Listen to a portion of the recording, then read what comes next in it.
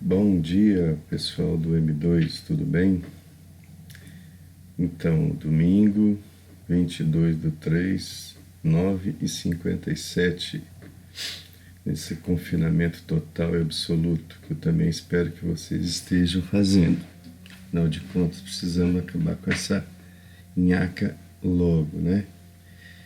Então, hoje nós vamos começar nossas aulas online e eu vou passar para vocês, a gente vai concluir a questão da reflexão da luz.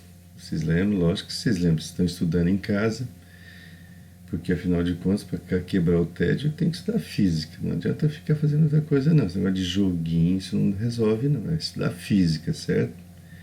Então nós vamos dar uma concluída nesse conteúdo. Então vamos dar uma lembrada. Quando é que a luz sofre reflexão? A luz sofre reflexão. Opa, peraí, deixa eu ajeitar aqui. Ela sofre reflexão quando...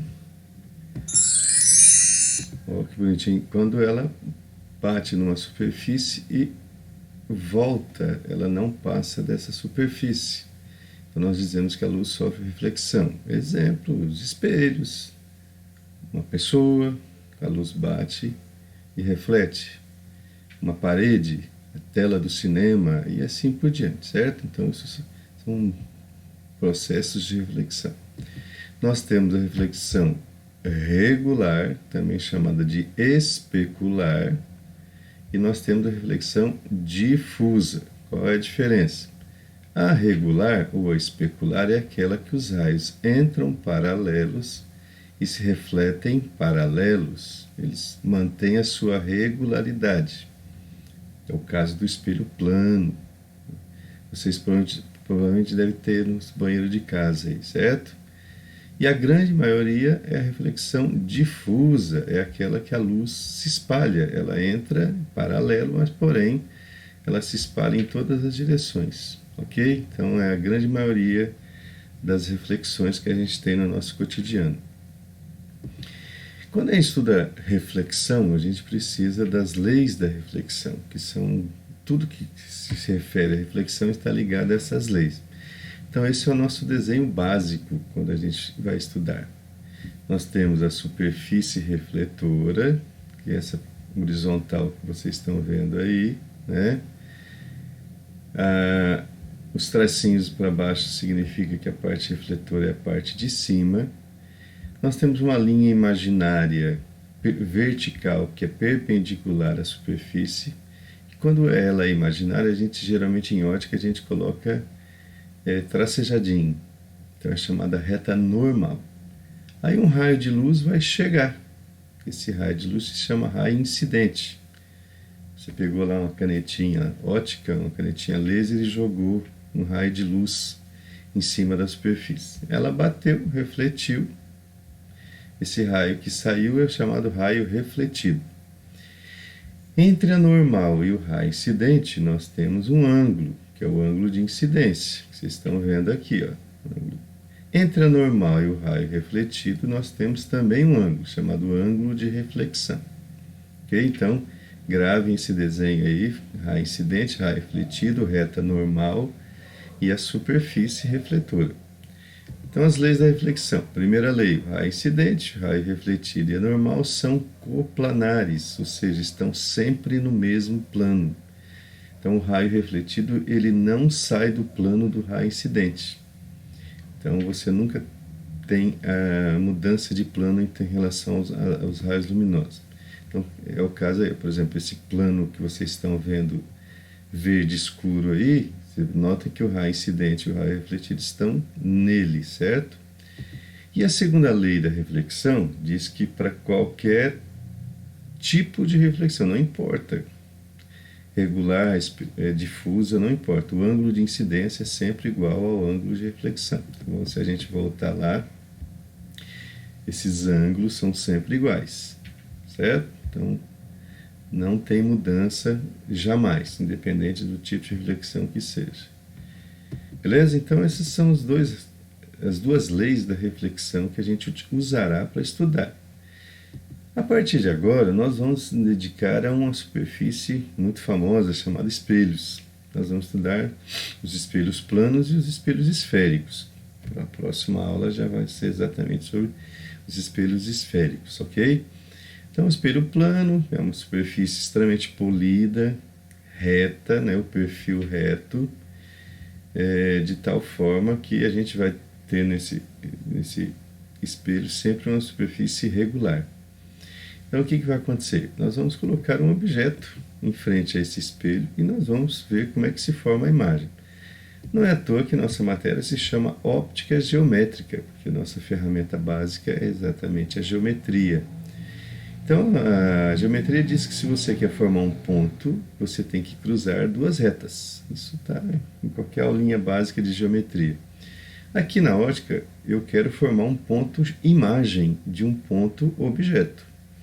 Para formar esse ponto imagem de um ponto objeto, é necessário que haja o cruzamento de dois ou mais. O importante é que tenha no mínimo dois raios refletidos que vêm desse objeto. Certo? Quer dizer, se você quer a imagem de um objeto, você tem que pegar a luz refletida do objeto. Então vamos ver como é que funciona isso. Olha lá, está lá a superfície refletora, vertical, certo? Um objeto em frente a essa superfície refletora, tipo, vamos supor que a gente esteja em frente a um espelho plano, vamos supor que essa imagem seja a gente vendo de cima. O que eu preciso? Eu preciso de raios de luz. Se ele é um objeto luminoso, ele vai emitir luz para todas as direções. Então eu vou pegar raios de luz que vão sair do objeto e vão para o espelho. Vou pegar aquele que é o mais interessante, que é um raio de luz que entra perpendicular ao espelho. Ó. Perpendicular ao espelho, cuidado. A gente é tentado a dizer que o ângulo de incidência vale 90 graus, o que não é verdade, porque o ângulo de incidência e o ângulo de reflexão, cuidado aí, ó, é o ângulo formado com a reta normal, tá certo? Sempre com a normal. Então, o ângulo de incidência vale zero, porque a normal é sempre uma linha perpendicular ao espelho. Ora, se o ângulo de incidência é zero, o ângulo de reflexão vai ser zero. Então, ela vai bater e vai retornar pela mesma trajetória. Então, ela é como se você estivesse vendo apenas um raio de luz. Tá? Então, ela bate e volta. Ângulo zero de incidência, ângulo zero de reflexão. Mas eu preciso de dois raios refletidos se cruzando. Então, eu vou pegar um outro raio de luz, porque esse objeto emite luz para todas as direções. Então, um raio de luz que vai lá para baixo, nessa diagonal. Lógico que, nesse caso, ele não vai voltar pela mesma trajetória, porque o ângulo de incidência não é zero. Olha lá a reta normal. Vocês estão vendo a reta normal aí? Essa reta aí vai mostrar aquele cursorzinho aqui, de vez em quando ele some. Aí, opa! Então, essa reta normal nos diz mais ou menos quanto é que é o ângulo. Então, o ângulo de reflexão tem o mesmo valor. Ok? Pronto, eu obtive dois raios refletidos. O raio horizontal para a esquerda e o diagonal para baixo. Só que eles não se cruzaram. A regra é que eles devem se cruzar. Então eu tenho que dar um jeito de fazer esses dois raios se cruzarem. Então o que a gente faz, pessoal? A gente faz um acolchambramento muito usado em ótica. A gente vai prolongar esses raios para trás do espelho. Ó. Então o raio refletido que estava indo horizontalmente para a esquerda, eu prolongo. Ó, se eu prolongar é uma coisa imaginária. Eu estou traçando a linha tracejada aí. E o diagonal para baixo também eu vou prolongar. Olha lá, os dois se cruzaram lá atrás do espelho. Isso quer dizer que nós temos a formação da imagem. O que a gente vê, por exemplo, quando você está olhando para o espelho plano da sua casa aí. A imagem lá no fundo. A impressão que a gente tem é que a superfície onde o espelho está, ela tem uma certa profundidade. O que não é verdade, que é apenas uma imagem. Ok? Então, essa é a formação da imagem. Então, por exemplo, olha que coisa lindinha. O cachorrinho está lá, formando com a sua imagem dentro do espelho. E aí eu queria que vocês notassem bem alguns detalhes. Por exemplo, o tamanho da imagem em relação ao tamanho do cachorro. A distância das patas do cachorro e das patas da imagem em relação ao espelho, tudo isso são as características que a gente tem que discutir em relação à imagem, certo? Então, quais são as características da imagem? Ó, eu vou pegar esse referencial aí, essa imagem de referência. Então, você tem um espelho plano, do lado esquerdo a gente tem uma flecha, vocês estão vendo aí, certo? Então, essa flecha ela tá inclinada para a esquerda e a sua imagem inclinada para a direita. Se a gente fizesse aquela construção de cada ponto dessa flecha, pegasse dois raios refletidos, achasse a imagem, a gente ia obter essa flecha aqui, ok?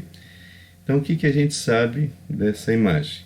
A gente sabe que essa imagem ela é virtual. Grave esse nome, virtual. Existem dois tipos de imagens, virtual e real. Então, o que é uma imagem virtual? Ela é formada pelos prolongamentos. Vocês lembram que a gente prolongou os raios refletidos lá para fora, tá?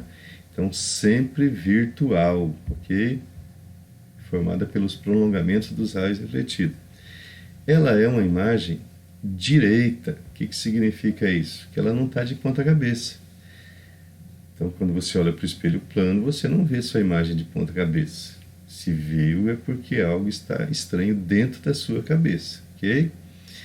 Ela é a distância entre o objeto e o espelho é a mesma da distância entre o espelho e a imagem. Aquilo que eu pedi para vocês olharem, a distância das patas do cachorro e a distância das patas da imagem do cachorro em relação ao espelho. Depois eu vou voltar no desenho, ou melhor, na fotografia, para a gente ver de novo. As dimensões, o tamanho da imagem é sempre igual ao tamanho do objeto. Então não é nem maior nem menor, sempre do mesmo tamanho. E a característica mais importante, ela é uma imagem reversa, também chamada de enantiomorfa. O que é isso? É aquela que troca o direito pelo esquerdo ou o esquerdo pelo direito. Por isso que eu pedi para vocês analisarem aqui essa flecha, ó. Ela está apontando para a esquerda, a sua imagem está apontando para a direita. Ela é uma imagem que sofreu um enantiomorfismo, trocou esse direito pelo esquerdo, certo? Então, isso é uma característica fundamental da formação de imagem no espelho plano. Você já deve ter notado que quando você aponta a mão direita para o espelho, você tem a sensação de estar olhando para a mão esquerda, certo? Então gravem aí, ó, são as características. Se vocês olharem, vamos voltar lá para a gente ver, é uma imagem que está dentro do espelho, então é chamada imagem virtual, direita, a imagem do cachorro não está de ponta cabeça, o tamanho do objeto e a imagem são idênticos, a distância é a mesma e a pata direita do cachorro, a gente olhando para dentro do espelho, a impressão que dá é que é a pata esquerda, certo? Então, as características fundamentais. E para fechar, tá aí, ó, a mesma coisa. A altura igual, distância igual, o braço direito da impressão que é o braço esquerdo, ok? E olha só um exercício muito famoso nas provas. Você tem um espelho plano e uma palavra, por exemplo, a palavra física. Como é que seria vista essa palavra em frente ao espelho plano? Notem vocês que a cada letra ela sofre um giro de 180 graus, porque o direito vira esquerdo, o esquerdo vira direito. Então, se você girar, é lógico que a letra A não tem como perceber, mas a letra C teve um giro de 180 graus, a letra S dá para perceber perfeitamente, o I, o acento ficou craseado e o F também. Ok? Pessoal, então essa primeira aula seria isso aí. Tá? O objetivo dessa aula era ver exatamente as características da imagem formada por um espelho plano. Na próxima aula a gente vai falar mais coisa do espelho plano, a gente vai falar de alguns efeitos que acontecem em relação a isso, tá? Mas por enquanto a gente fica por aí, beleza? Um abraço.